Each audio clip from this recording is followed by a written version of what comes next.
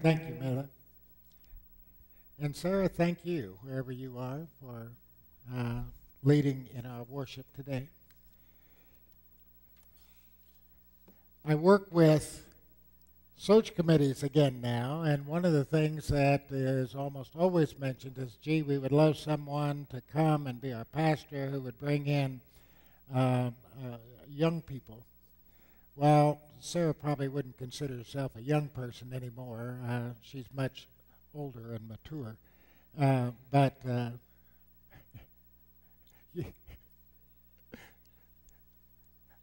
anyway,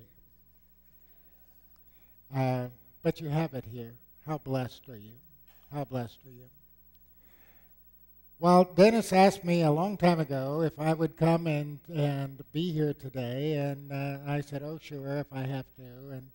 And I said, maybe we could just sing some songs, say a few testimonies, make it easy for me. I wouldn't really have to do anything. And he said, no, we can't do that. Somebody's got to be in charge of that group.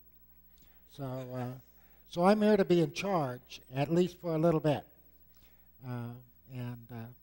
It's been a great weekend for us. My sister-in-law in Bloomington had a birthday. Pam and I celebrated our 45th anniversary on yesterday.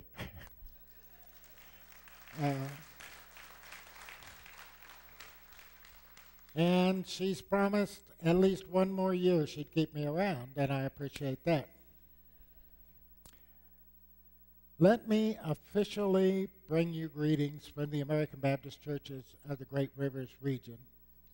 Now, as I serve as interim executive minister, I just want to say thank you so much for the way you have supported the American Baptist and especially our region financially and with your personal resources. Everything from working with American Baptist men to American Baptist women, the missionaries that you have worked, and the way you have opened yourselves to allow people from this congregation to take part in the wider body.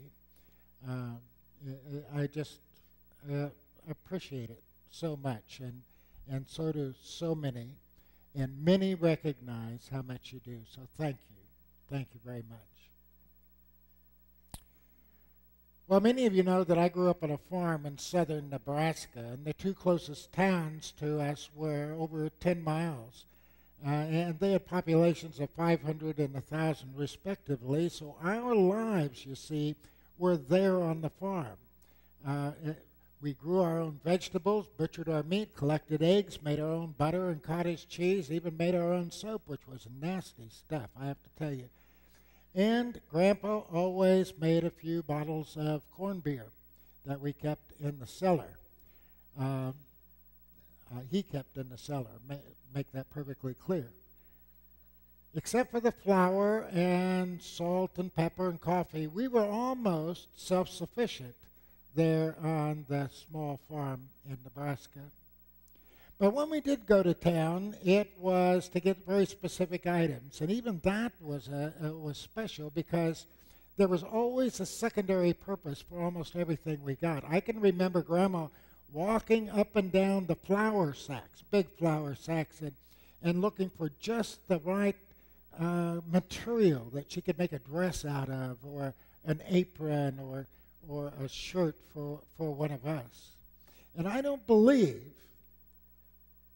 that we ever got anything that didn't have a glass or a cup or a plate inside, stuck down inside. It was just what was there. I don't know that we ever bought a dish in all the time that I lived with my grandparents. And I honestly don't know if Tecumseh, Nebraska, that was the closest town. I also honestly don't know if it had a restaurant. I do remember going with Grandpa to a bar one time, and there on the counter of the bar were these big jugs of pickled things, and I thought nobody'd eat them, and I never saw anyone eat them, and I knew I wouldn't be the first one to eat one. Bottom line, until I was 10 or 11 years old, I had never been in a restaurant. I think that's one of the reasons that my first restaurant experience was so meaningful. Now, I'm not sure what the occasion was, but it must have been pretty important because all of us had to dress up, and we drove all the way to Lincoln, which was about 50 miles from us or so, and for us to go that far was a big deal. And there were 20 members of my family or more that were there. And I know that times are different now, but everyone was really dressed up. Even Grandpa wore a suit instead of his overalls. Grandma fussed on this cowlick that I have so much until I thought I was going to go bald in some places. And I have no idea what the restaurant was like. I have no idea what we ate, but I do remember very clearly the man who served us. Our waiter wore what was sort of looked like a tuxedo, though I don't think I understood that then necessarily. Black pants, black vest, white shirt and tie, and with a towel that was draped over his arm. Everything he did was to serve us. He was courteous to everyone, even to those of us who were kids. I remember sitting at a table and watching him, just watching him as he moved from person to person, taking orders, bringing food, filling cups and glasses, and finally taking everything away. But everything he did was to serve us. I remember in the car, sitting in the back seat on the way home and saying to Grandpa and Grandma, when I grow up, I want to do what he's doing. He impressed me so much. Well, I have to tell you, I've been blessed to have many amazing employment opportunities and a few that maybe weren't quite so amazing, but I never was a waiter. And now that I'm the age I am, I'm not really sorry for that because I know what a hard job it is. And I have seen how they are sometimes treated by people unnecessarily. I don't think I'd have been great at that. And I'm almost sure that I wouldn't give anyone the wonderful sense I received from the first waiter that I encountered when I was 11 and 12. So, I guess we might say, what has this story got to do with us here today? Well, let me read just a couple verses from Luke 6. Do not judge, and you will not be judged. Do not condemn, and you will not be condemned. Forgive, and you'll be forgiven. Give, and it will be given to you. A good measure, pressed down, shaken together, and running over, will be poured into your lap. For with the measure you use, it will be measured to you. Now, I know that these verses are often used by groups of name-it, claim-it evangelists, but I don't believe that was ever what Christ intended when he said those words. I believe that he was saying, if you're a Christian, you have some responsibilities for your behavior, how you live from day to day, how you treat those around you.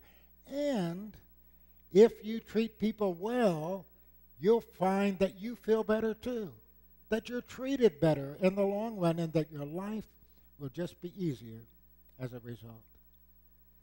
I need to be reminded of that because that's now not how I think normally, and I've wrestled with that both in my years working in the secular world and now as I work with the community of Christ. It has grown even more important to me. Since entering the ministry, I've asked questions like, what was it that birthed the commitment that I have to the kingdom of God and my love of Jesus? And so often in my denominational work, I have said, what is it that sparks and ignites growth in people and in communities of faith? Why does one fellowship prosper while another fellowship declines? You see, I know it isn't buildings. There are thousands of churches across the nations who have all the floor space and much more that we have, but they're not vital in their communities. They're not important to those outside their doors. They're not making a difference in the world, and they're not even producing believers or feeding those believers who attend their services and programs.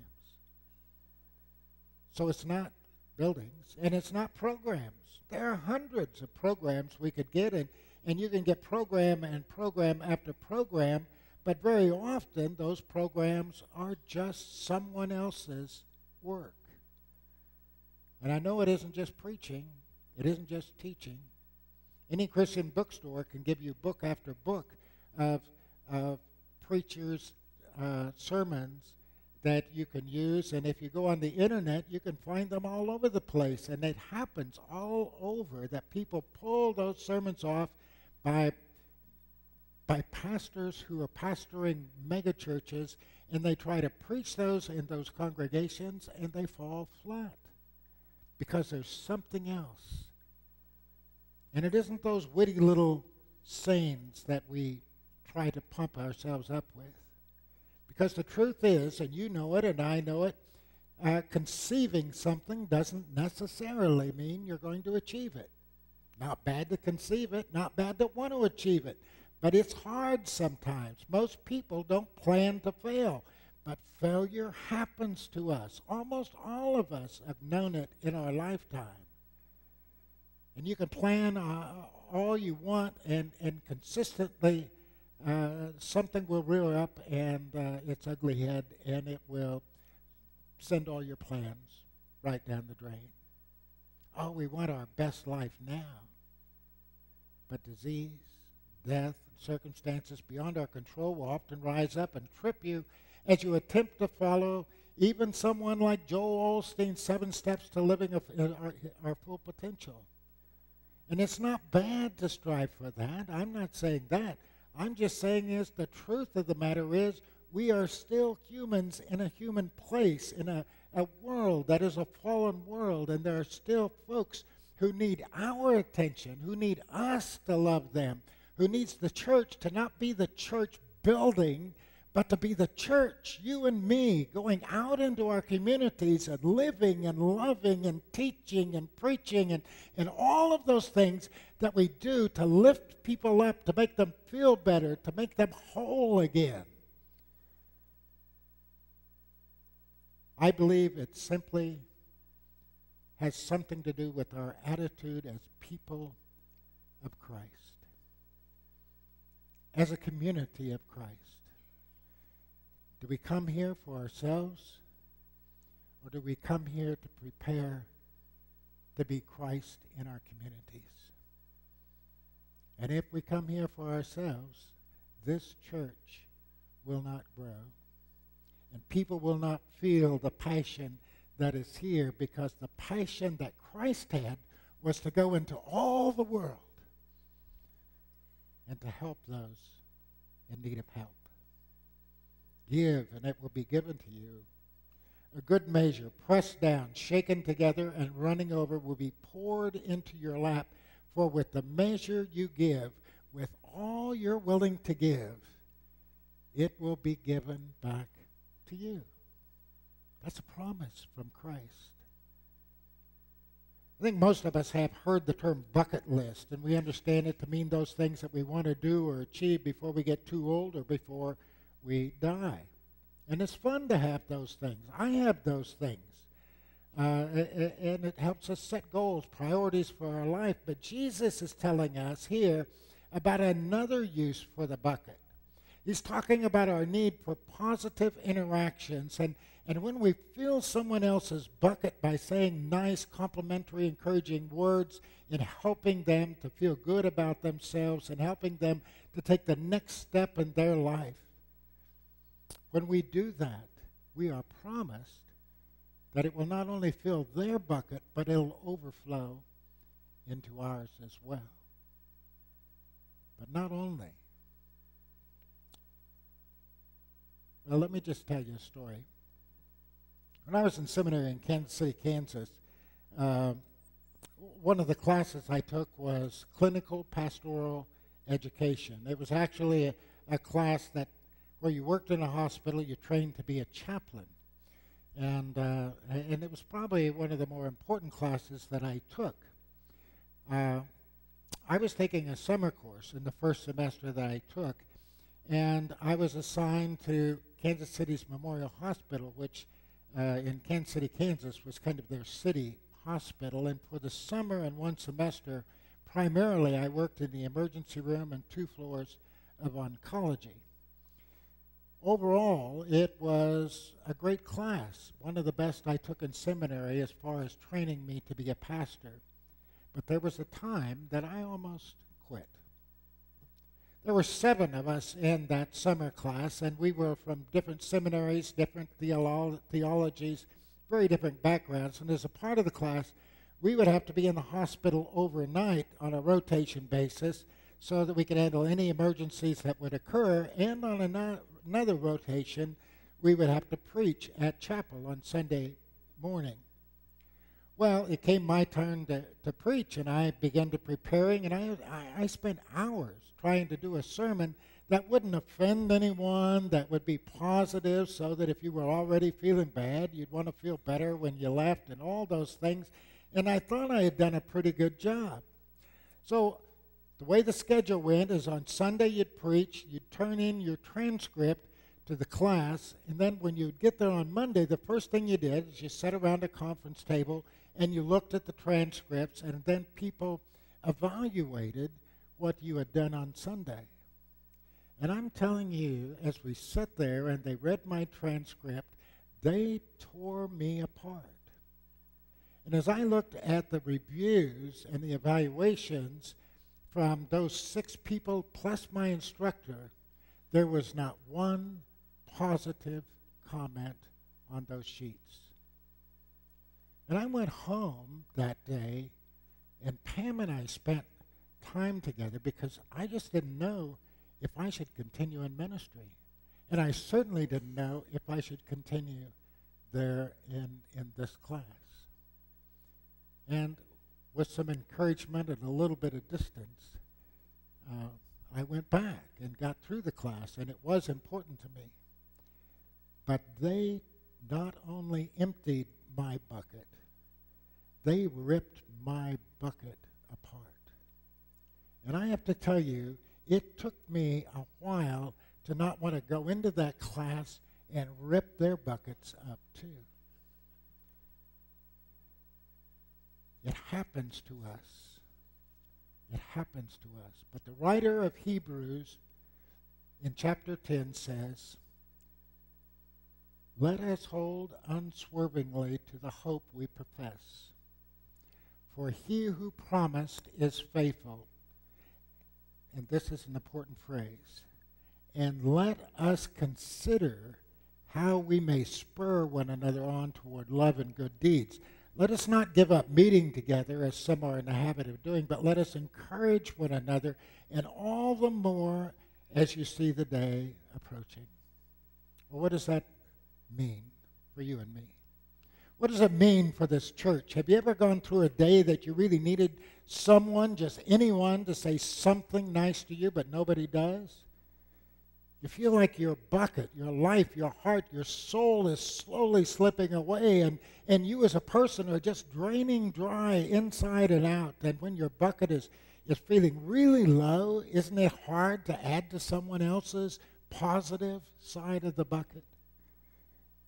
Someone else does something really good, and even to tell them that was great isn't always easy. And the truth is, when our emotional and spiritual buckets are empty, how can we hope to help fill someone else's? You see, this is all about how we treat one another. It's about how we send emails with harsh words, or letters that we don't send that we know we ought to, or contacts with people that we know we ought to make, but we put it off, that visit that should be made, or any of 1,000 other things, that we walk by somebody in the grocery store that needs help, and you're in a hurry so you don't help them. So many simple things that we could do. But it's hard. But this is not a message of condemnation that we're reading. This is a message about loving. It's simply a reminder of who we are called to be in Jesus Christ.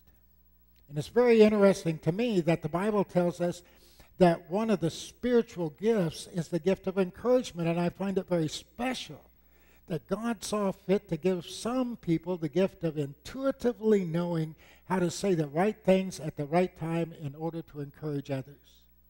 I believe that Jesus had bucket filling in mind when he spoke the words that we read in Luke 6, and that the author of Hebrews had bucket filling in mind when he tells us we need to consider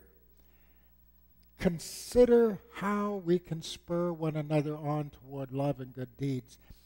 And after rereading this passage, I don't know if it would hit you the same way it did me, but I found it strange that the writer of Hebrews used the phrase, "let us consider." I mean, it seems like a simple little phrase, but why not just say, "let us spur one another on toward love and good deeds"? That would have been more direct, more to the point, but that's not what is said. And we're reminded to consider, to think over, to study how we can spur one another on. You see, it doesn't come naturally to us. Very often we're in a hurry and we're busy and we do things, but this tells us, now wait a minute, slow down, just stop a minute and consider your next steps. What can you do that will make the life of another person better? Consider. You see, when we are encouraged, we are much more apt to want to do good things. We're more apt to feel better about others. We're more apt to attract others to our cause of living in community and experiencing the gift of God in Jesus Christ. We need to be encouraged, and no one's immune to that. We all need it, and you know what? It's contagious. Imagine a church where all the people are focused on positives, a workplace where people are not filled with griping and complaining, an activity that's just plain fun. But if that is to be the case here, in this church, in this community, in your lives, then it has to be done with forethought. Some planning and commitment, because it's just not naturally who we are. And so as we come to the end of our time this morning, I want us to literally take a moment in your minds as we sing the invitation hymn to consider what you might do to share the amazing love of Jesus Christ and lift others up. How you encourage other people, how you could and do it better, and how you help them fill their personal buckets with a few drops of encouragement, a few drops of hope, a few drops of real life. Give, and it will be given to you. A good measure, pressed down, shaken together, and running over, will be poured into your lap. For with the measure you use, with the gifts you use, with the way you give yourself away, it will be measured back to you. To you. Now our invitation hymn is "I Need Thee Every Hour," and that's a great hymn. But just one song before that hymn, it says, "Lord, make us instruments of your peace. Where there's hatred, let your love increase. Lord, make us instruments of your peace. Walls of pride and prejudice will cease when we are your instruments of peace. Where there is hatred, let us sow your love. Where there is injury, we will never judge. Where there is striving, we will speak his peace. To the people crying for release, who will be your instruments, we will be your instruments of peace." My prayer for you, the invitation today, is let's commit as individuals to being instruments of peace. And I'm not talking necessarily the peace signs, though that's a part of it. I'm talking about allowing others to find peace within themselves. Allowing others to find more of what it is that Christ had in mind for us. Allowing others to fill their buckets because your bucket is already overflowing. Let's stand together and we'll sing our invitation hymn.